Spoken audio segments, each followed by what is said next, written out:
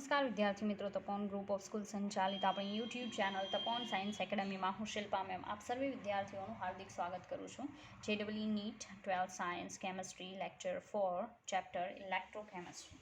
બરાબર, ચાલો ઇલેક્ટ્રોકેમિસ્ટ્રી જે છે એની અંદર નોર્મલી યાદ હોય તો આપણે એક દાખલો અધૂરો છોડેલો છે. બરાબર છે, એમાં મેં મારી મિસ્ટેક જોઈ તો એ મિસ્ટેક જે છે એ એકચ્યુઅલી થર્મોડાયનેમિકવાળું જે સ્ટેપ છે ડેલ્ટા જીની ગણતરી, બરાબર, એમાં છે. લાઈક કઈ રીતે તો ધ્યાન આપો. કાલનો આપણો દાખલો હતો એમાં તું C5, ચાલો C5H12 યાદ હોય તો ઓકે. C5H12 જે છે એની ઓક્સિજન સાથે પ્રોસેસ હતી અને એમાંથી બનતું હતું CO2 gas plus H2O liquid. Ready. હવે આજે તમે જુઓ છો એમાં કાર્બનની સંખ્યા અહીંયા 5 છે, લાઈક હાઇડ્રોજન અહીંયા 6, ઓક્સિજન છે એ 5 દુ 10 ને 6 16, તો 8 દુ 16. રેડી. હવે આના માટે જ્યારે આપણે ડેલ્ટા જી ગણતા હતા, રેડી, ત્યારે મેં કીધું હતું summation of delta G of or G of formation of નિપજો minus summation of delta G formation, બરાબર, ઓફ પ્રક્રિયકો. રેડી. નોર્મલી આ કન્ડિશન આવે. હવે આમાં મેં પ્રોબ્લેમ ક્રિએટ કરી હતી, બાકી 32ની જે ગણતરી કરી એ તો રાઈટ હતી. બરાબર, કારણ કે આ જે લેશન છે એ આપણે જોઈએ અને લોંગ ટાઈમ થઈ ગયો, બરાબર છે, તો મને એક સ્ટેપ ભૂલાઈ ગયું હતું. રેડી. એ કહ્યું તો લાઈક અહીંયા જ્યારે હું delta G0 or delta G formation of CO2 લખું, બરાબર છે, ત્યારે આગળ જે આંકડો આવતો હોય ને મલ્ટિપ્લિકેશનમાં આવે, બરાબર, જે મૂકતા ભૂલાઈ ગયો હતો. પ્લસ અહીંયા આવશે 6 ગુણ્યા delta G formation of H2O liquid. Ready. Minus delta G formation of C5H12 gas. Ready. તો બસ આ જે પ્રોબ્લેમ હતી એના લીધે આપણો આન્સર નો આવ્યો. હવે 5 ગુણ્યા, ચાલો CO2 જે છે એના માટે જે પ્રાઇસ આપેલી છે એ છે -394.4. ઓકે, H2O CO2 અને પેન્ટેન, તો -394.4. રેડી. પ્લસ 6 ગુણ્યા માઇનસ H2O છે ને 237.2. ઓકે, ચાલો આ માઇનસ અહીંયા આવશે -8.2. રેડી. આ રીતે ઇઝ ઇક્વલ ટુ, હવે મલ્ટિપ્લિકેશન આપણે કરીએ તો કેટલો આન્સર આવે છે એ જોઈએ. ઓકે, ચાલો તો 394.4 એને ગુણ્યા 5. ઓકે, તો કંઈક આવશે 1972. માઇનસમાં માઇનસ પ્લસ માઇનસ 237.2 ગુણ્યા 6 ઇઝ ઇક્વલ ટુ આવશે 1423.2. રેડી. આ રીતે આવશે, એટલે અહીંયા માઇનસ માઇનસ પ્લસ 8.2. ઓકે, ચાલો હવે આ માઇનસ માઇનસ પ્લસ થશે તો પ્લસ 1972. ઓકે, તો કંઈક આટલું આવશે -3395.2 પ્લસ 8.2. રેડી. ચાલો હવે કહેવાનું એમ છે કે આ જે પણ છે એમાંથી માઇનસ આપણે 8.2 કરવાના, તો આપણો જવાબ આવશે માઇનસમાં 3387 કિલોજૂલ પર મોલ. રેડી. તો આટલું જે છે એ આપણું ડેલ્ટા જી આવે છે. એટલે કાલે ડેલ્ટા જી ફાઇન્ડ આઉટ કર્યું ને એમાં જ પ્રોબ્લેમ હતી. રેડી. હવે આપણને ખ્યાલ છે એમ delta G is equal to -NFE0 cell or E cell. Okay, આપણે ઈ સેલ ફાઇન્ડ આઉટ કરવાનો હતો, તો હું ઈ સેલને કરતા બનાવું તો delta G divided by -NF આવશે. શું આવશે? -NF. ઓકે, તો ડેલ્ટા જીની પ્રાઇસ જે છે માઇનસ પ્રાઇસ કેટલી, તો 3387, એને આપણે જૂલમાં તો 10ની કેટલી ઘાત 3 ઘાત આવશે. અહીંયા 96500 કુલંબ આવશે અને અહીંયા 32 આવશે. 32ની ગણતરી તો રાઈટ હતી, બરાબર, એમાં કોઈ પ્રોબ્લેમ નથી. તો 3387 ભાગ્યા 32, બરાબર, એને ભાગ્યા 96500. રેડી. તો 1 પોઈન્ટ આવી ગયો, બરાબર. ઈ સેલની પ્રાઇસ જે આવે છે એ 1.0968 ઇન્ટુ 10⁻³ આવી. તો આ 3 તો ગણવાના બાકી છે, 10ની 3 ઘાત આ બી કેન્સલ થઈ ગયા. આન્સર 1.0968 વોલ્ટ આવશે. રેડી? તો બસ આ મારી મિસ્ટેક હતી જે મેં અહીંયા સુધારી અને તમને એક્સપ્લેન કર્યું કે આ જે છે ને એ ગણતરીમાં આવશે, એટલે ઇક્વેશન પહેલાં લખવું જરૂરી છે. નોર્મલી મેં તમને કીધું એમ કે આપણે ઘણો લોંગ ટાઈમ થઈ ગયો, તો આ જે વાત છે ને એ થોડી મને ભૂલાઈ ગઈ હતી કે ઇક્વેશન ઉપરથી એ મલ્ટિપ્લિકેશનમાં ત્યાં એડ કરવાનું. ઓકે, મેં ડાયરેક્ટલી કર્યું હતું. તો આઈ થિંક થર્મોડાયનેમિક્સની અંદર એ કોમન વસ્તુ હશે કે ઇક્વેશન લખો, દેન આગળ જે સહગુણાંક આવે છે એ તમે ડેલ્ટા એચ ફોર્મેશન ઓર ડેલ્ટા એચ કોઈ પણ લેતા હશો તે મલ્ટિપ્લિકેશનમાં આવતું હશે. ઓકે, ચાલો. તો અહીંયા આપણે આજે એમસીક્યુ નહીં કરીએ. એમસીક્યુ તો આ એક આપણો જે અધૂરો જ્યાંથી છોડ્યો હતો, બરાબર, ત્યાંથી આગળ વધીએ છીએ આપણે. ઓકે, નાવ હવે પછી આપણે જે જોવાના છીએ એ છે વિદ્યુત વિભાજન કોષ. શું આવશે?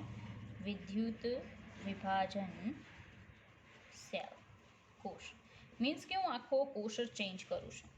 ઓકે, જ્યારે મેં શરૂઆત કરી ને ત્યારે નોર્મલી તમને લોકોને એક્સપ્લેન કરેલું હતું કે વિદ્યુત રાસાયણિક કોષ અત્યારે આપણે જોઈએ છે અને પછી આપણે વિદ્યુત વિભાજન કોષ જોશું, બરાબર. તો અત્યારે આપણે જે જોવાના છીએ એ વિદ્યુત વિભાજન કોષ જોઈએ છે. મેં ડિફરન્સ પણ આઈ થિંક તમને લોકોને એક્સપ્લેન કરેલો હતો કે વિદ્યુત વિભાજન કોષ અને વિદ્યુત રાસાયણિક કોષ વચ્ચે ડિફરન્સ શું છે. ઓકે, ચાલો. તો બહુ એક્સ્ટ્રા કંઈ કહેવાની કોઈ જરૂર છે નહીં. રેડી? વિદ્યુત વિભાજન કોષમાં કન્ડિશન ઊંધી હશે. લાઈક એક પાત્ર લીધું હશે, પાત્રની અંદર જે પણ આપણે સોલ્યુશન છે કે જેમાં એક પોઝિટિવ આયન છે, એક નેગેટિવ આયન છે, અને જેનું આપણે શું કરાવવું છે, તો લાઈક વિદ્યુત વિભાજન કરાવવું છે, બરાબર. એમાં એનોડ ગોઠવશું, કેથોડ ગોઠવશું, ઇલેક્ટ્રિસિટી પાસ કરશું, એટલે એનોડ ઉપર કોઈ ચોક્કસ કમ્પાઉન્ડ એલિમેન્ટ ઓર કમ્પાઉન્ડ મળી શકે એન્ડ કેથોડ ઉપર સેમ કન્ડિશન. ઓકે, ચાલો. નોર્મલી કહેવાનું એમ છે ઇલેક્ટ્રોલાઇસિસ સોલ્યુશનની જે પ્રોસેસ છે, ગુજરાતીમાં વિદ્યુત વિભાજનની પ્રક્રિયા છે, એમાં એનોડ અને કેથોડ પર આપણને કઈ પ્રોડક્ટ મળશે, બરાબર. કેથોડ પર કઈ નિપજ મળે, બરાબર. તેનો આધાર કઈ બાબત ઉપર હોય? તો ફર્સ્ટ વન ઇલેક્ટ્રોલાઇટ વિદ્યુત વિભાજ્યના દ્રાવણની પ્રકૃતિ પર. વિદ્યુત વિભાજ્યના દ્રાવણની પ્રકૃતિ પર મતલબમાં આપણે જેનું વિદ્યુત વિભાજન કરીએ છીએ એ જે સોલ્યુશન છે એની નેચર પર ડિપેન્ડ કરશે. કોન્સન્ટ્રેશન ઓફ ઇલેક્ટ્રોલાઇટ મતલબ વિદ્યુત વિભાજ્યની સાંદ્રતા પર પણ ડિપેન્ડ કરે છે કે કઈ પ્રોડક્ટ મળશે. હા, એ કઈ રીતે? તો આઈ થિંક એમાં આવે NaCl છે, એનું એકદમ ડાયલ્યુટ સોલ્યુશન લઈ અને તમે ઇલેક્ટ્રોલાઇસિસની પ્રોસેસ કરાવો ને, તો એમાં આઈ થિંક ઓક્સિડેશનની પ્રોસેસ Clની પોસિબલ નહીં બને, પણ ઓક્સિજનની પોસિબલ બનશે. અને એનું રીઝન કંઈક આ જ છે કે Clની કોન્સન્ટ્રેશન લો છે એટલા માટે, બરાબર.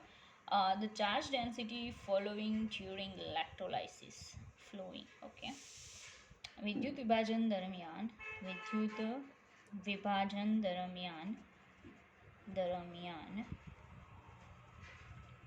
પસાર થતા વીજભારના જથ્થા પર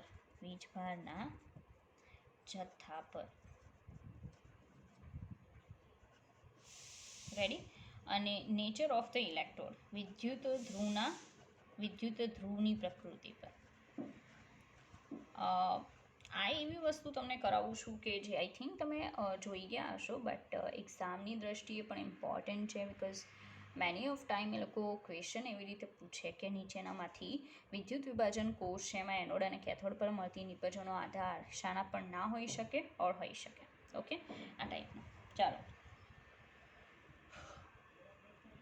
હવે અલગ અલગ પોસિબલ જે વિદ્યુત વિભાજન કોષ જે છે, બરાબર છે, એના એક્ઝામ્પલ આપણે જોઈશું, બરાબર. જે બાકી રહી જશે એક્ઝામ્પલ, લાઈક મારી પાસે બહુ બધા એક્ઝામ્પલ છે, તો જે બાકી રહેશે હું નેક્સ્ટ વિડીયો લેક્ચરમાં કરાવીશ. અત્યારે જેટલા પણ કોમન છે એ આપણે જોઈએ, બરાબર. ફર્સ્ટ વન જોઈએ. માનો કે હું NaCl લિક્વિડ લઉં, મતલબ પિગલિત NaCl, બરાબર. અને પિગલિત NaCl લઈ અને નિષ્ક્રિય વિદ્યુતધ્રુવ રાખી અને જો ઇલેક્ટ્રોલાઇસિસની પ્રોસેસ કરાવું, બરાબર, તો બે આયન છે આપણી પાસે, એક ધન આયન છે અને એક ઋણ આયન છે, Na+ અને બીજો કયો છે Cl-. હંમેશા એટલું યાદ રાખવાનું કે ધન આયનનું હંમેશા રિડક્શન થાય, જ્યારે નેગેટિવ આયન છે એનું હંમેશા શું થાય, ઓક્સિડેશનની પ્રોસેસ થાય. ઓકે, તો અહીંયા આપણે જોઈએ કે કઈ કન્ડિશન હશે. અહીંયા તો કમ્પેરિઝન બિલકુલ તમારે નથી કરવાની, કારણ કે તમારી પાસે બે જ વસ્તુ છે અને એ બેનું જ કંઈક થવાનું છે. લાઈક એનોડ છે, એનોડ પર હંમેશા ઓક્સિડેશન હાફ પ્રોસેસ થાય, જ્યારે કેથોડ જે છે, બરાબર, એ કેથોડ પર રિડક્શન અર્ધ પ્રક્રિયા થાય. ચાલો, એનોડ છે એના પર ઓક્સિડેશન કોનું, Cl-. ઓકે, Cl- છે, એક ઇલેક્ટ્રોન ગુમાવીને બની જશે 1/2 Cl2 ગેસ. એનો મતલબ એવો થાય કે એનોડ ઉપર તમને Cl2 ગેસ પ્રોડ્યુસ થતો જોવા મળશે. ઓકે, કેથોડ ઉપર સોડિયમ પ્લસ જે છે એક ઇલેક્ટ્રોન મેળવી અને બનાવશે સોડિયમ, બરાબર છે, સોડિયમ સોલિડ. તો એનોડ અને કેથોડ ઉપર આ જે ઓક્સિડેશન અને રિડક્શનની પ્રોસેસ છે એ તમે કંઈક આવે બતાવી શકો. સોલ્યુશન જે છે, સોલ્યુશનમાં કંઈ વધવાનું નથી, બરાબર છે. પણ આપણી પાસે બીજા બે કેસ છે. લાઈક હું NaClનું મંદ જલીય દ્રાવણ લઉં. કેવું લઈ લો, મંદ જલીય દ્રાવણ, બરાબર છે, જેની અંદર તમારી પાસે વોટર પણ છે ને, વોટર હમણાં કેવું છે, વધારે છે. ઓકે, ચાલો, તો અહીંયા કમ્પેરિઝન થશે. લાઈક NaCl છે, એમાંથી બે આયન આવશે, એક Na+ આવશે અને એક શું આવશે, Cl-. વોટર જે છે, વોટરમાંથી એક આવશે H+ અને સેકન્ડ આવશે OH-. બરાબર છે. કન્ડિશન શું છે જોજો. તમારી પાસે એક નહીં પણ કેટલા ધન આયન છે, બે. ત્યારે definitely it's bit difficult for you to decide which ion would oxidize or which negative ion would ભૂલ થઈ ગઈ, which negative ion would oxidize and which positive ion would reduce, બરાબર છે. તો પોઝિટિવ આયનમાં બે હોય ત્યારે હંમેશા એટલું યાદ રાખો કે એનું શું થવાનું છે, રિડક્શન. કાં તો આનું થશે અથવા તો આનું થશે, ડિપેન્ડ. હંમેશા એટલું યાદ રાખજો કે તમે મંદ સોલ્યુશન લ્યો છો ને, એમાં જેનું પ્રમાણ વધારે હોય ને, બરાબર છે, એ વધારે પ્રમાણવાળાનું હંમેશા કંઈ ને કંઈ થતું હોય. તો અત્યારે સોડિયમ ઓછો છે, કોણ વધારે છે, H+. સેકન્ડ થિંગ કહી દઉં, ઇનકેસ એવું બની શકે કે પ્રમાણ ઉપર આપણે નથી જતા, તો રિડક્શન પોટેન્શિયલ જુઓ. શું જુઓ, રિડક્શન પોટેન્શિયલ. જેનું રિડક્શન પોટેન્શિયલ વધારે હશે એનું રિડક્શન થાય. તો આપણને ખબર છે કે હાઇડ્રોજનનો જ હોય, બિકોઝ સોડિયમ તો મેટલ છે, બરાબર. તો એનોડ ઉપર ઓક્સિડેશન અને કેથોડ ઉપર રિડક્શન. તો કેથોડ ઉપર રિડક્શન કોનું થાય, H+, બરાબર. એક ઇલેક્ટ્રોન મેળવી અને શું બનાવી નાખે, 1/2 ગેસ. રેડી, ચાલો, એક ખબર પડી ગઈ. એવી જ રીતે સેમ Cl- છે અને OH- છે. ઓકે, તો કન્ડિશન શું થશે, તો એવું કહી શકાય કે મેં હમણાં સમજાવ્યું કે આનું શું થવાનું છે, લાઈક ઓક્સિડેશન, આનું શું થવાનું છે, ઓક્સિડેશન. હવે બંનેમાંથી કોનું ઓક્સિડેશન થાય, તો મેં પહેલાં જ કીધું કે મંદ સોલ્યુશન હોય ત્યારે અંદર Cl- ની સંખ્યા કેવી હોય, ઓછી. Cl- ની સાંદ્રતા ઓછી છે, રેડી. અને Cl- ની કોન્સન્ટ્રેશન ઓછી હોય તો કોનું થઈ જશે, OH-. ચાલો, તો OH- જે છે, બરાબર, એમાં કોનું થાય, ઓક્સિજનનું થાય. તો 2 મોલ લઈ લો, રેડી. એ શું કરશે કે 4 ઇલેક્ટ્રોન ગુમાવીને શું બનાવશે, O2 ગેસ, બરાબર. પ્લસ શું બનશે, તો 2H+ બનશે, રેડી. તો તમે સમજી શકો કે આખું સંતુલિત છે અને અહીંયા તમે જોઈ શકો છો, રેડી. તો આવી કન્ડિશન પ્રોડ્યુસ થશે એટલે એનોડ ઉપર O2 ગેસ મળશે અને કેથોડ ઉપર કયો વાયુ મળશે, H2 વાયુ મળશે. બહુ સિમ્પલ છે, એટલું કોઈ ડિફિકલ્ટ નથી, પણ થોડુંક સમજવું પડશે, બરાબર, એક્ઝામની અંદર, બિકોઝ એ લોકો આ ટાઈપનું પૂછી શકે. લાઈક સોલ્યુશનમાં શું વધતું હશે, તો શું વધે, NaCl, બરાબર છે, અને સોલ્યુશન તટસ્થ રહેશે. ઓકે, ચાલો આગળ વધીએ. નવી વસ્તુ ઇન ધ સેન્સ કે હવે આપણે દરિયાના પાણીનું વિદ્યુત વિભાજન કરાવીએ. બરાબર, જેને બ્રાઇન વોટર ઓર સલાઇન વોટર કહી શકાય. બરાબર. તો થર્ડ નંબરનું છે દરિયાના પાણીનું વિદ્યુત વિભાજન. દરિયાના પાણીનું ઇલેક્ટ્રોલાઇસિસ, ગુજરાતીમાં વિદ્યુત વિભાજન. દરિયાના પાણીનું વિદ્યુત વિભાજન, દરિયાના પાણીને કહેવાય saline water, saline water, or you can say it's a brine water. Okay, ચાલો. તો saline water or brine water જે છે એનું ઇલેક્ટ્રોલાઇસિસ કરાવવાનું છે. તો ડેફિનેટલી એ જે છે NaClનું સાંદ્ર જલીય દ્રાવણ હોય. હવે કોન્સન્ટ્રેટ સોલ્યુશન છે તો સીધી વાત છે ને, અંદર Cl માઇનસનું પ્રમાણ વધારે હશે, વધારે પ્રમાણ. રેડી? બિકોઝ નોર્મલી આપણે કોઈનું કોન્સન્ટ્રેટ સોલ્યુશન બનાવીએ તો એનું પ્રમાણ જે છે સોલ્વન્ટ કરતાં ડેફિનેટલી આપણે વધારે રાખવાની ટ્રાય કરશું. તો અહીંયા પણ સેમ કન્ડિશન, NaCl છે, એક Na પ્લસ એક Cl માઇનસ. ઓકે, વોટર તો હોવાનું પણ ઓછું હશે. વોટર કેવું હશે? ઓછું, પણ આયન તો હશે ને. કેટલા આયન હશે? બે, એક H પ્લસ હશે અને એક શું હશે? OH minus. Now same condition, ધન આયનનું શું થાય? રિડક્શન. ઓકે, અહીંયા આનું પણ શું થશે? રિડક્શન થશે. બરાબર. પણ તમારે એ જોવાનું કે રિડક્શન પોટેન્શિયલની પ્રાઇસ કોની હાઈ છે. સાંભળજો, રિડક્શન પોટેન્શિયલની પ્રાઇસ કોની હાઈ છે? H plus. એટલે કેથોડ ઉપર ફરી પાછું same condition, 2 moles of H plus, 2 electron મેળવી એમાં ફેરવાઈ જશે H2 ગેસમાં. રેડી? આવી કન્ડિશન છે. અહીંયા મેં કેમ સંખ્યા ન જોઈ? આ વધારે જ છે ને, બટ આ મેટલ છે. બરાબર છે ને, મેટલનું રિડક્શન પોટેન્શિયલની પ્રાઇસ કેવી હોય? લો હોય. કન્ડિશન આમાં શું જોવાની છે એ જોજો. આનું શું થઈ શકે? ઓક્સિડેશન. આની પણ ઓક્સિડેશનની પોસિબિલિટી છે. ડિસાઇડ કઈ રીતે કરવું કે કયું લેવું? તો આમાં કયો પોટેન્શિયલ જોવાનો? Oxidation potential. રેડી? તો એક વાત કહી દઉં, Cl માઇનસનો ઓક્સિડેશન પોટેન્શિયલ વધારે છે અને એની સંખ્યા પણ વધારે છે. બરાબર. તો ડેફિનેટલી અત્યારે કોનું થશે? Cl માઇનસનું ઓક્સિડેશન થશે, નોટ OH માઇનસ. તો એનોડ જે છે, બરાબર, એનોડ ઉપર કેટલા? Cl માઇનસ તો 2, 2 ઇલેક્ટ્રોન ગુમાવી અને શું બનાવશે? Cl2 gas. ઓકે, તો એનોડ ઉપર Cl2 ગેસ મળશે, કેથોડ ઉપર H2 ગેસ મળશે અને દ્રાવણ જે પડ્યું રહેશે ને પાત્રની અંદર, એમાં કોણ હશે? Na plus. બીજું કોણ હશે? OH minus. કેવી પ્રકૃતિ આવશે? બેઝિક પ્રકૃતિ. બરાબર, કેવી પ્રકૃતિ? Basic. Then pH greater than કેટલી આવશે? 7. આવા ક્વેશ્ચન પણ પૂછાય છે અને એટલા માટે હું તમને કહું છું કે આ તમારે ધ્યાન રાખવું પડશે. ઓકે, ચાલો આગળ વધીએ. તો આ તો મેં તમને 3 એક્સપ્લેન કર્યા કે કઈ રીતે તમારે આખું કામ કરવાનું છે. હંમેશા એટલું યાદ રાખજો, કોમન કહી દો કે જે પોઝિટિવ આયન હોય ને, બરાબર, પોઝિટિવ આયન કેટલી સંખ્યામાં હોય? 2 હોય પોઝિટિવ. નેગેટિવ એ કેટલા હશે? 2 હશે. ત્યારે શું કરો? ફર્સ્ટ ઓફ ઓલ પોઝિટિવ છે એનો કયો પોટેન્શિયલ જોવાનો? રિડક્શન પોટેન્શિયલ જોવો. આનો પણ શું જોવો? Reduction potential. એનું શું કરો? કમ્પેર કરો. કમ્પેર કરી અને જુઓ જેનો રિડક્શન પોટેન્શિયલ હાઈ હોય, જેનો રિડક્શન પોટેન્શિયલ હાઈ હોય, બરાબર, અને સાંદ્રતા પણ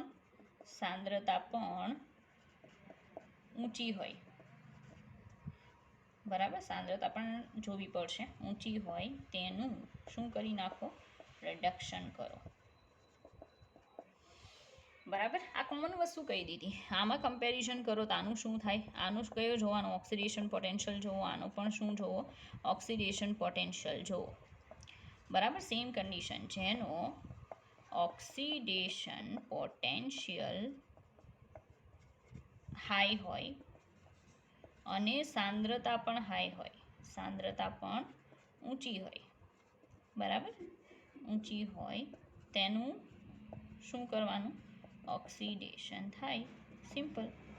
બરાબર, તો આ બહુ કોમન કહી દીધું એટલે તમને આઈ થિંક કોઈ પ્રોબ્લેમ નહીં રહે. બરાબર છે, ચાલો. તેમ છતાંય ધીરે ધીરે આગળ વધીએ છે, જોઈએ કે કન્ડિશન શું આવે છે. બરાબર, એટલે તમારે જે જરૂરી છે એ જ વસ્તુ આપણે જોઈએ છે. ઓકે, ચાલો. હવે નવું લઈશ, લાઈક આપણે અત્યારે જે વિદ્યુત ધ્રુવ વાપરશું ને એ નિષ્ક્રિય વિદ્યુત ધ્રુવ વાપરશું. કેવો? નિષ્ક્રિય યાદ છે ને, નિષ્ક્રિય વિદ્યુત ધ્રુવ એટલે પ્લેટિનમ ઓર કયો યુઝ કરી શકાય, ગ્રાફાઇટ. બરાબર છે. બિકોઝ આ જે વિદ્યુત ધ્રુવ લીધા છે એ એવા છે કે જે આપણું સોલ્યુશન છે ને વિદ્યુત વિભાજ્યનું એની સાથે કોઈ પ્રોસેસ નહીં કરે.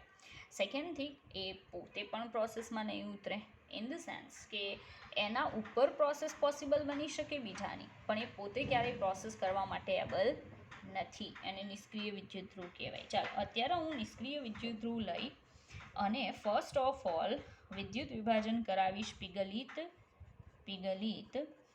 CuSO4. આપણે કેમ પિગલિત અને સીએલનું કર્યું હતું એન જેમ કોનું કરાવવાનું, પિગલિત CuSO4. Okay, now if I electrolyse molten CuSO4, then મારી પાસે બે આયન છે Cu+2 એન્ડ સેકન્ડ વન છે SO4-2. ઓકે, હવે આમાં કંઈ કમ્પેરિઝનની જરૂર નથી because we have just two ions, one positive and second one is negative. Okay, positive ion છે એનું હંમેશા શું થાય, રિડક્શન એના પર થાય, કેથોડ પર. ઓકે, અને નેગેટિવ આયનનું હંમેશા શું થાય, ઓક્સિડેશન ક્યાં થાય, એનોડ પર. બસ તો કામ કરવાનું. ચાલો એનોડ ઉપર ઓક્સિડેશન કરાવીએ કોનું, SO4-2. દેન SO4-2નું જો હું ઓક્સિડેશન કરાવું તો એમાંથી શું બનશે, આ ખાસ યાદ રાખજો, જરૂર પડશે. એ બનશે S2O8 2-. બરાબર. માર્શલ એસિડ જે છે બરાબર, એનો આયન જે છે એ અહીંયા પછી પ્લસ 2 ઇલેક્ટ્રોન રિલીઝ થશે. સંતુલન કરાવીએ તો શું આવશે, સલ્ફર અહીંયા 2 કરવા પડશે, ઓક્સિજન 8 થઈ ગયું. બરાબર. તો આ વસ્તુ છે, કેથોડ ઉપર Cu2+ છે એ 2 ઇલેક્ટ્રોન મેળવી અને Cu સોલિડમાં ફેરવાઈ જશે. ઓકે, આ ઇમ્પોર્ટન્ટ વસ્તુ છે અને ધ્યાનમાં રાખવાની. હવે આમાં શું થશે એ સાંભળજો કે મોલ્ટન CuSO4 છે એટલે આ પ્રક્રિયા પોસિબલ બને છે. એમાં સાંભળો, આ જે રિએક્શન લખીએ ને નીચેની રિડક્શનની, બરાબર, એ રિડક્શનની પ્રક્રિયા સાથે સંકળાયેલ E0ની પ્રાઇસ છે +0.34 વોલ્ટ. હવે આ પ્રાઇસ હકીકતમાં Cu+2ની કઈ પ્રાઇસ કહેવાય, રિડક્શન પોટેન્શિયલ કહેવાય. બરાબર. તો પ્રમાણિત રિડક્શન પોટેન્શિયલ Cu+2નો કેટલો, +0.34 વોલ્ટ આવે. એ જ રીતે ઉપરની રિએક્શન માટે જો હું E0 કહું તો એ આવશે -2.05 વોલ્ટ. રેડી. તો એ આની કઈ પ્રાઇસ કહેવાય, ઓક્સિડેશન પોટેન્શિયલ. રેડી. તો એની ઓક્સિડેશન પોટેન્શિયલની પ્રાઇસ -2.05 વોલ્ટ, એટલે નથી એટલી બધી જાજી. બરાબર. બહુ લો પ્રાઇસ કહેવાય ઓક્સિડેશન પોટેન્શિયલની. પ્રાણે થાય. બરાબર છે. જ્યાં સુધી એટલું યાદ રાખજો, બીજો કોઈ આયન જો આવ્યો એની કમ્પેરિઝનમાં આના કરતાં વધારે ઓક્સિડેશન પોટેન્શિયલવાળો, એટલે આનું નહીં થાય. બરાબર, બીજાનું જ થશે. આ વસ્તુ યાદ રાખજો, એટલા માટે કહું છું બિકોઝ હમણાં જે કરાવીશ ને એમાં આવશે. રેડી. એટલે આ વસ્તુ ખાસ યાદ રાખવાની. નોટ્સ તો હું આપી જ દઈશ તેમ છતાંય. ચાલો સમજાઈ ગયું. તો એનોડ ઉપર S2O8-2 મળે, કેથોડ ઉપર Cu સોલિડ મળશે.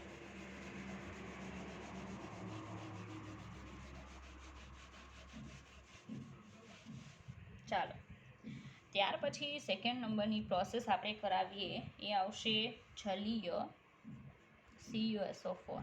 જલીય CuSO4. બરાબર. જલીય CuSO4 હોય તો પાણી પ્લસ CuSO4 હશે. કેટલા આયન છૂટા પડશે, એક H+, એક OH-, એક Cu2+, અને એક આવશે SO4-2-. રેડી. હવે આ જે છે એમાં કમ્પેરિઝન થશે. કમ્પેરિઝનમાં H+ છે, Cu2+ છે. ચાલો આનો કયો પોટેન્શિયલ જોવાનો, રિડક્શન પોટેન્શિયલ. આનો રિડક્શન પોટેન્શિયલ એ પણ કહી દો. આનો રિડક્શન પોટેન્શિયલ +0.34 વોલ્ટ છે, આનો 0.00 વોલ્ટ છે. તો કોનો રિડક્શન પોટેન્શિયલ વધારે, Cu2+નો. દેન ડેફિનેટલી કોનું પ્રોસેસ થશે, તો જલીય CuSO4 છે ને. બરાબર. તો 1 મિનિટ, H+ પાણીનો રિડક્શન પોટેન્શિયલ, એ માઇનસમાં જ છે, એટલે Cu2 પ્લસનું જ થશે, બરાબર. તો કેથોડ ઉપર રિડક્શન કરાવીએ Cu2 પ્લસનું. ચાલો, કેથોડ ઉપર Cu2 પ્લસ 2 ઇલેક્ટ્રોન મેળવી અને શું બનાવી નાખશે? Cu solid. એનોડ ઉપર ઓક્સિડેશનની વાત આવે ત્યારે એટલું યાદ રાખજો, OH માઇનસ જે છે એના ઓક્સિડેશન પોટેન્શિયલની પ્રાઇસ -1.23 વોલ્ટ છે, જ્યારે આના ઓક્સિડેશન પોટેન્શિયલની પ્રાઇસ -2.05 વોલ્ટ છે. હવે માઇનસમાં નાનું એ મોટું ને મોટું એ નાનું, તો કોની વધારે છે? OH માઇનસની. દેન ડેફિનેટલી પાણીનું ઓક્સિડેશન થશે, પણ SO4નું નહીં થાય. મેં હમણાં હજી સમજાવ્યું હતું કે SO4ની કમ્પેરિઝનમાં બીજો કોઈ આવ્યો ને એટલે એનું જ કરાવવાનું. રેડી? તો હું અહીંયા પાણી લઈ લઉં અને એના રિડક્શનની પ્રોસેસ કરાવું, બરાબર છે. તો એનું રિડક્શન એટલે ખાલી મારે ઓક્સિજનનું કરાવવાનું છે. O2 ગેસ મળશે, 2H+ ઉત્પન્ન થશે અને 4 ઇલેક્ટ્રોન ઉત્પન્ન થશે. સિમ્પલ, બરાબર છે. તો આ વસ્તુ યાદ રાખજો. અને તમને નોર્મલી એને શું કહેવાય,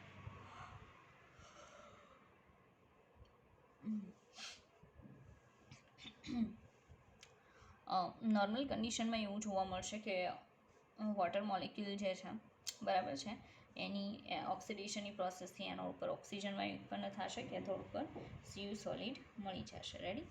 અને સોલ્યુશનમાં શું પડ્યું રહેશે તો જોઈ લો. એક સોલ્યુશનની અંદર H+ રહેશે અને બીજું રહેશે SO4 2 માઇનસ. શું બનાવી નાખશે? H2SO4. સોલ્યુશનની pH લેસ ધેન કેટલી મળશે? 7, કારણ કે દ્રાવણ કેવું બની જશે? એસિડિક દ્રાવણ બનશે, બરાબર. એટલે આ વસ્તુ જે છે એ તમારે ખાસ યાદ રાખવી પડશે, બિકોઝ બીજો કોઈ ઓપ્શન નથી. રેડી? સમજ્યા પછી એને યાદ રાખવી પડશે, તો એ થાય.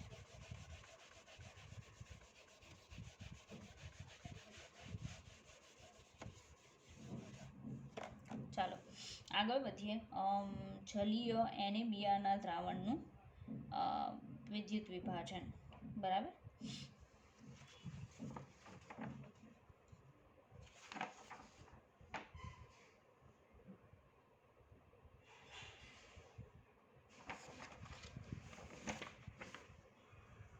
ચાલો સમજો.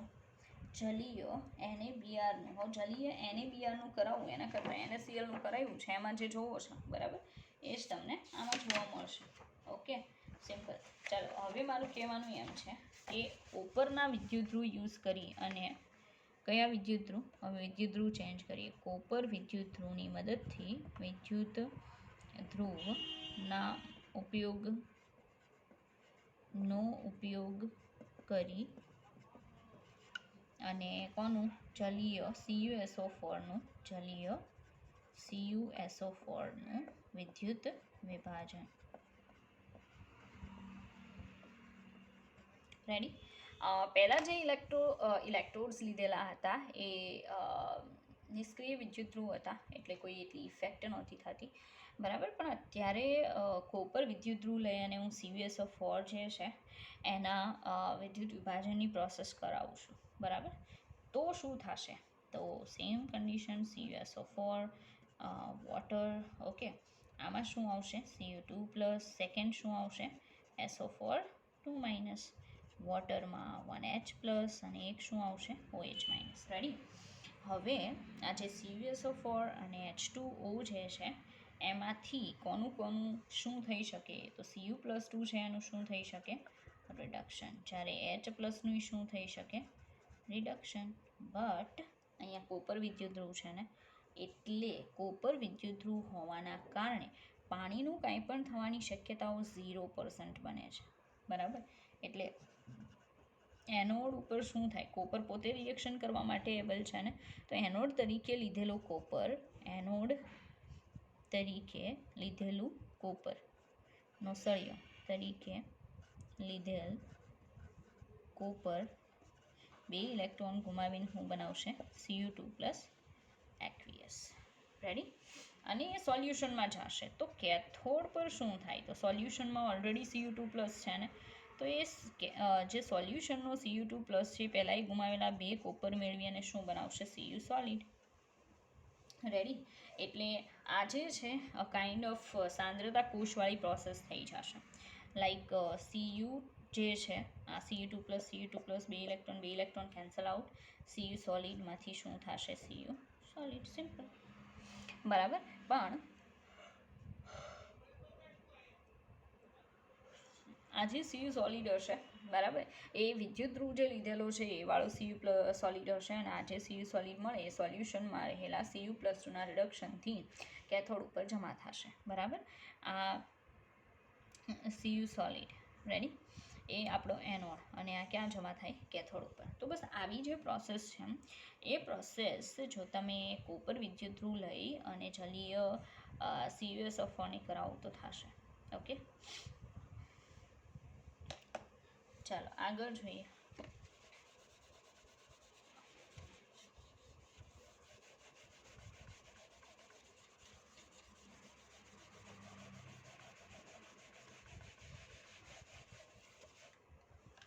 ચાલો તો બીજું જોઈએ. એક કોપર વિદ્યુત ધ્રુવ અથવા સિલ્વર વિદ્યુત ધ્રુવ યુઝ કરી કોપર અથવા સિલ્વર વિદ્યુત ધ્રુવનો ઉપયોગ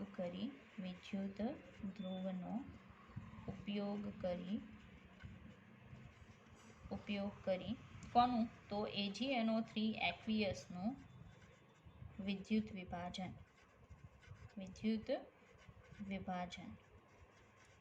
બરાબર. તો હવે શું થશે એ જોજો. આપણી પાસે બે વસ્તુ છે, લાઈક AgNO3 છે અને બીજા નંબરનું વોટર છે. બરાબર. હવે AgNO3 જે છે એમાં એક તો હશે Ag+ અને બીજા નંબરનું છે NO3-. આમાં H+ અને આમાં OH-. રેડી. હવે તમને ખ્યાલ આવી ગયો હશે. ઇનકેસ હું નથી પણ કહેતી તો પણ તમે ઇઝીલી વર્ક કરી શકો એમ છો કે સોલ્યુશનમાં આપણે AgNO3 લીધેલું છે અને વિદ્યુત ધ્રુવમાં કાં તો કોપર અથવા તો સિલ્વર. તો આ જે Ag+ દેખાય ને એનું શું પોસિબલ બને એમ છે? રિડક્શન. એનું રિડક્શન પોટેન્શિયલ છે 0.8 વોલ્ટ. આનું પણ શું થશે? રિડક્શન. અને એનો છે 0.0 વોલ્ટ. તો સીધી વાત છે, આનું થશે. એટલે રિડક્શન ક્યાં થાય? કેથોડ પર.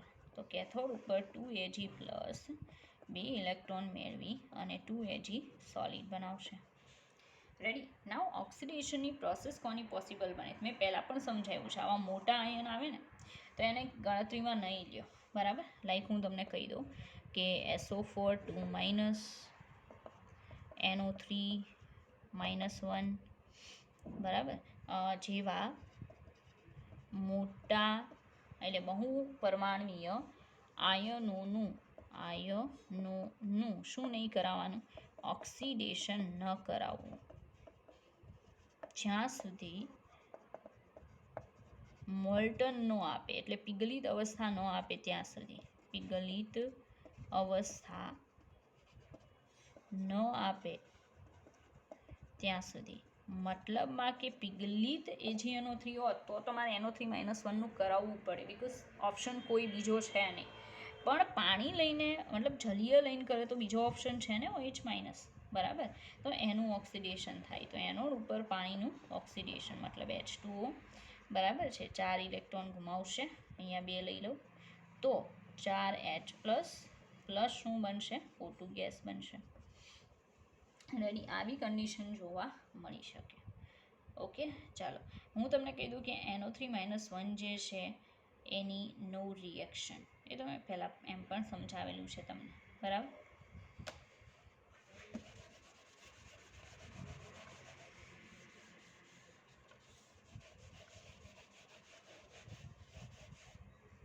હવે આગળ વધીએ.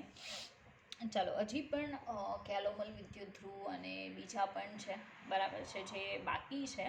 પણ મેં કીધું એમ કે એને એક્ઝામ્પલ્સ અત્યારની મારી પાસે પ્રોવાઇડેડ છે નહીં, and that's why next video લેક્ચરમાં હું તમને એ કરાવીશ. અત્યારે આપણે બહુ ઇમ્પોર્ટન્ટ ચીઝ જોશું, એ છે ફેરાડેના વિદ્યુત વિભાજનના નિયમો. ફેરાડેના પણ શોર્ટમાં ફેરાડેના વિદ્યુત વિભાજનના નિયમો.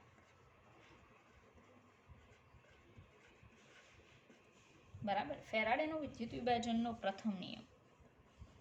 પ્રથમ નિયમ જે છે એનું કહેવાનું એમ છે કે ઇલેક્ટ્રોલાઇસિસની પ્રોસેસ કરાવો, મતલબ તમે જ્યારે પણ વિદ્યુત વિભાજનની પ્રોસેસ કરાવો છો ત્યારે કેથોડ ઉપર જમા થતી ધાતુનો જથ્થો એ પસાર કરેલા વીજભારના જથ્થાના સમપ્રમાણમાં હોય છે. તો હું તો શોર્ટમાં કહીશ, બરાબર.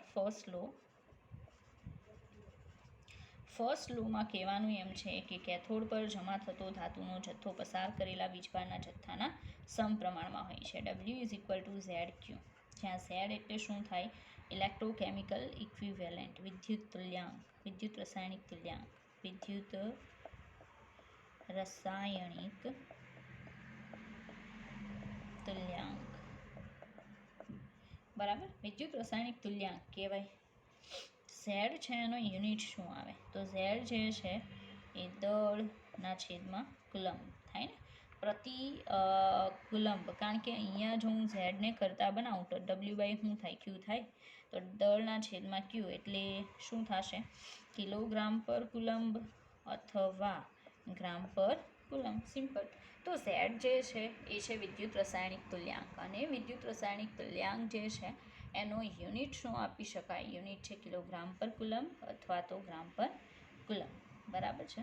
ચાલો, Z is equal two 1 coulomb વીજભાર, 1 કુલંબ વીજભાર પસાર કરતા જમા થયેલ પદાર્થનું દળ, બરાબર.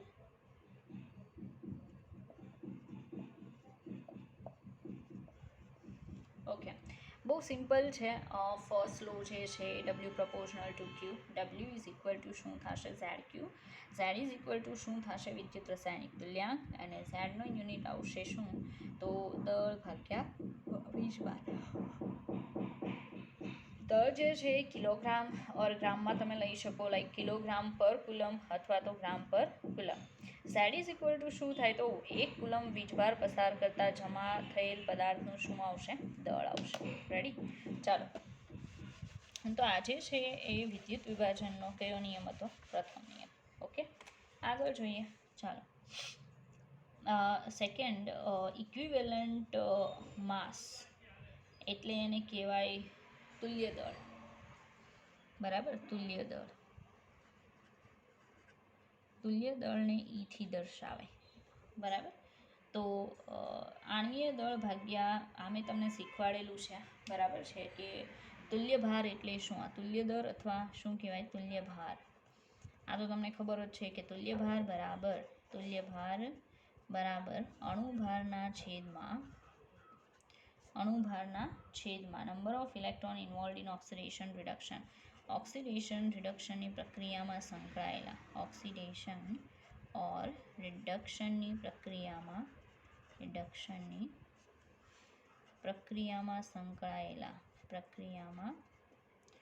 સંકળાયેલા ઇલેક્ટ્રોનની સંખ્યા. રેડી? તો બહુ સિમ્પલ છે. લાઈક એક વસ્તુ સમજજો કે Ag+ છે, બરાબર છે, એ 1 ઇલેક્ટ્રોન મેળવે અને શું બનાવે? Ag. ઇલેક્ટ્રોનની સંખ્યામાં ફેરફાર n બરાબર કેટલો? 1 નો થયો. તો Agનું તુલ્ય દળ 108/1 એટલે કેટલું આવે? 108 ગ્રામ પ્રતિ તુલ્ય થાય, બરાબર. બહુ સિમ્પલ છે, એટલું કંઈ ડિફિકલ્ટ નથી. મેં પહેલાં પણ તમને એક્સપ્લેન કર્યું. લાઈક હું કહું કે Al3+ છે, 3 ઇલેક્ટ્રોન મેળવે અને હું બનાવે એલ્યુમિનિયમ. તો n બરાબર 3 આવ્યા. તો E ઇઝ ઇક્વલ ટુ શું આવશે? 27/3. તો 3 × 9 = 27, 9 ગ્રામ પ્રતિ તુલ્ય, આટલું થાય. મતલબ સિમ્પલ છે, બરાબર, કે હંમેશા આટલું યાદ રાખજો જે એક્સપ્લેન કરું, બરાબર છે. એમાં આ તુલ્ય ભાર ઇઝ ઇક્વલ ટુ અણુભારના છેદમાં ઇલેક્ટ્રોનની સંખ્યામાં થતો ફેરફાર. લાઈક તમે અહીંયા જોઈ શકો, સિલ્વરનું 108 આવે પણ એલ્યુમિનિયમનું 9 આવે છે, બરાબર. નીચે કેટલો આંકડો જે છે ડિવિઝનમાં આવે છે એના પર ડિપેન્ડ કરે. ચાલો, આ યાદ રાખજો કે 1 મોલ ઇલેક્ટ્રોન, બરાબર, એટલે 1 ફેરાડે વીજભાર કહેવાય. તો 96,500 કુલંબ, બરાબર, 96,500 કુલમ એટલે 1 ફેરાડે. 1 ફેરાડે પાસ કરો ને એટલે હંમેશા પદાર્થના તુલ્યભાર જેટલો જથ્થો મળે. પદાર્થના તુલ્યભાર જેટલો જથ્થો જમા થાય. તુલ્યભાર જેટલો જથ્થો જમા થાય. રેડી? ચાલો, ચાર્જ ડિપોઝિટ ઈ ગ્રામ મેટલ ચાર્જ. તો 1 કુલંબ બરાબર પસાર કરીએ ત્યારે ઈ અપોન 96,500 કુલંબ બરાબર એટલા ગ્રામ જથ્થો જમા થાય. એટલે 1 મિનિટ. 1 મોલ ઇલેક્ટ્રોન એટલે 1 ફેરાડે જેટલો વીજભાર થાય. 1 ફેરાડે એટલે 96,500 કુલમ થાય. બરાબર છે. હવે ચાર્જ 96,500 કુલમ ચાર્જ ડિપોઝિટ ઈ ગ્રામ મેટલ ચાર્જ. હા, ઓકે, સિમ્પલ. 96,500 કુલંબે ઈ જેટલો મળે તો 1 કુલંબે કેટલો? બરાબર છે. તો 1 કુલંબે કેટલો મળે? ઈના છેદમાં 96,500 કુલમ જેટલો મળે એટલો ગ્રામ તમને જથ્થો મળે. તો પ્રતિ કુલંબે કીધેલું છે ને, આપણે ઝેડ શું જોયું? Z is equal to gram પ્રતિ કુલંબ. રેડી? તો પ્રતિ કુલંબ 1 કુલંબે કેટલા ગ્રામ મળે? ઈ અપોન 96,500 કુલંબ મળે. તો ઝેડ બરાબર શું આવે? ઈ અપોન 96,500. રેડી? આ વસ્તુ ખાસ યાદ રાખવી, કારણ કે ઝેડનો યુનિટ શું છે? ગ્રામ પ્રતિ કુલમ છે કે નહીં? બરાબર. બસ, તો એ ઝેડની ફોર્મ્યુલા જે છે યાદ રાખવી. ઈ અપોન શું આવશે? 96,500. રેડી? ઓકે, આ ખાસ યાદ રાખવું. આ રીતનું રહેશે. આવડશે? આ સૂત્ર ભૂલતા નહીં, બિકોઝ તમારી ચોપડીમાં ભલે નહીં હોય, બટ એક્ઝામની અંદર કોઈ જગ્યાએ યુઝ કરવાનું આવી શકે. ઓકે, ચાલો આગળ વધીએ.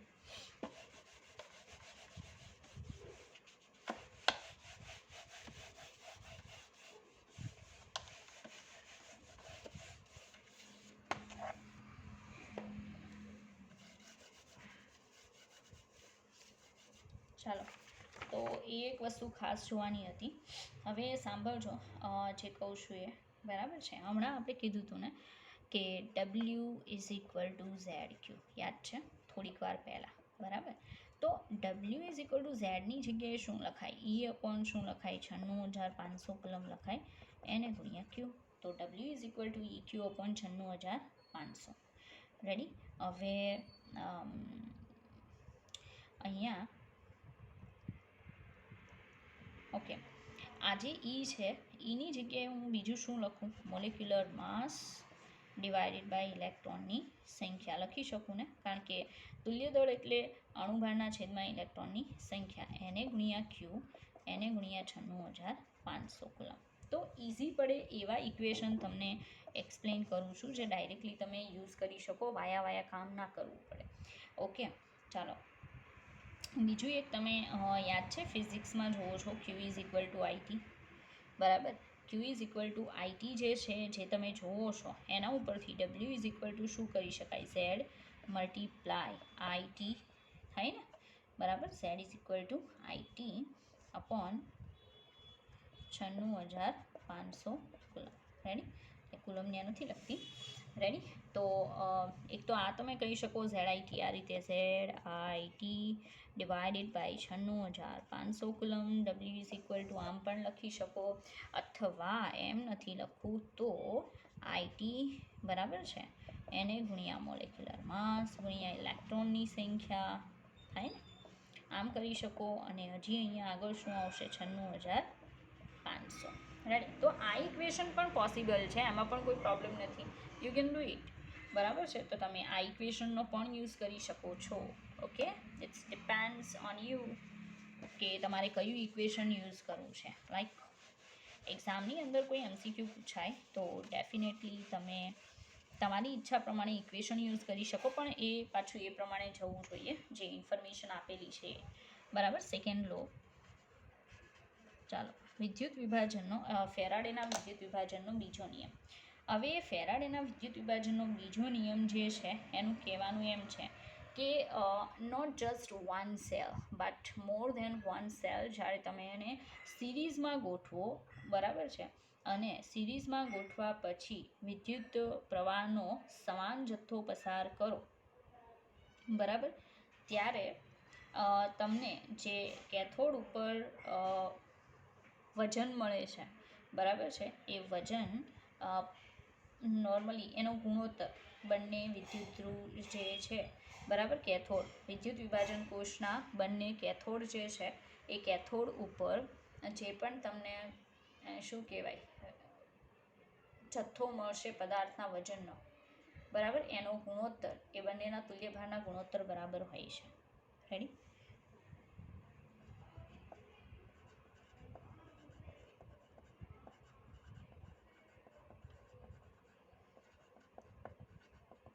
ઓકે, બે વિદ્યુત વિભાજન કોષો, અત્યારે હું બે રાખું છું. ઓકે, બે વિદ્યુત વિભાજન કોષો જે છે એમાંથી સમાન વીજભારનો જથ્થો પસાર કરવામાં આવે, એને પહેલાં તો શું કરવામાં આવે? શ્રેણીમાં જોડવામાં આવે. શ્રેણીમાં જોડતા અને સમાન વીજભારનો જથ્થો પસાર કરવામાં આવે. સમાન વીજભારનો જથ્થો, સમાન વીજભારનો જથ્થો પસાર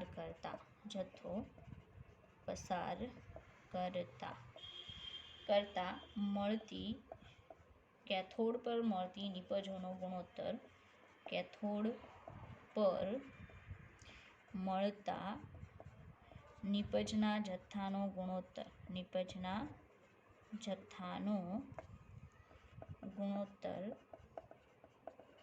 બંને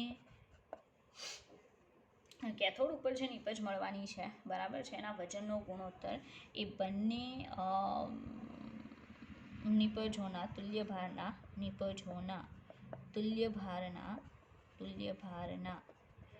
ગુણોત્તરને સમાન હોય છે. નોર્મલી આનો તમને ખ્યાલ છે, like W1 divided by W2 is equal to E1 by E2 or you can say Z1 upon Z2, બરાબર. આ પણ પોસિબલ છે બિકોઝ ઝેડ ક્યુ થાય બટ ક્યુ તો સેમ છે ને, આ ક્યુ અપોન ક્યુ, તો ક્યુ ક્યુ કેન્સલ આઉટ માટે W1 upon W2 is equal to E1 upon E2 is equal two Z1 upon Z2. આ ઇક્વેશન પણ એટલું જ ઇમ્પોર્ટન્ટ છે, બરાબર. અને તમને ઇનકેસ ક્યારેય પણ એવો ક્વેશ્ચન પૂછે કે એક તુલ્યભાર જેટલો જથ્થો જોઈએ છે, બરાબર છે, એક તુલ્યભાર જેટલો જથ્થો જોઈએ છે, તો નોર્મલી એના માટે જે પસાર કરવામાં આવતો વીજભારનો જથ્થો છે, બરાબર છે, એ જથ્થો આઈ થિંક 1 ફેરાડે સમથિંગ હશે, કારણ કે 1 ફેરાડે વીજભારનો જથ્થો પસાર કરો ને એટલે એક તુલ્યભાર જેટલું વજન મળી જાય, બરાબર. એ આપણે જોશું હમણાં. હવે જે શીખવાડું છું એ તમારી બુકમાં નહીં હોય, બરાબર, એટલે અહીંયા ધ્યાન આપજો. લાઈક અહીંયા આપણે જે જોવાના છીએ એ છે કરંટ એફિશિયન્સી, એટલે વીજ પ્રવાહ ક્ષમતા,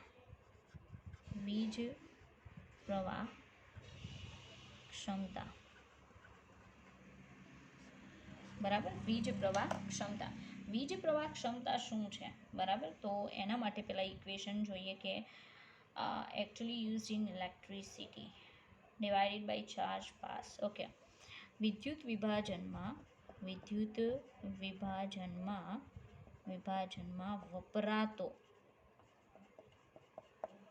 વપરાતો વીજભાર જથ્થો ડિવાઇડેડ બાય પસાર કરેલ વીજભારનો જથ્થો એને ગુણ્યા 100, બરાબર. આ થશે. આ સિવાય તમે બીજું લખી શકો ઉત્પન્ન થતું પદાર્થનું દળ ભાગ્યા બીજું શું આવશે? Should have been produced. Okay, મળવું જોઈતું પદાર્થનું દળ એને ગુણ્યા 100, બરાબર. તો એ તમને આઈ થિંક 100 સાથે મલ્ટીપ્લાય કરો છો એટલે ચોક્કસથી એ તમને પર્સન્ટેજમાં મળશે.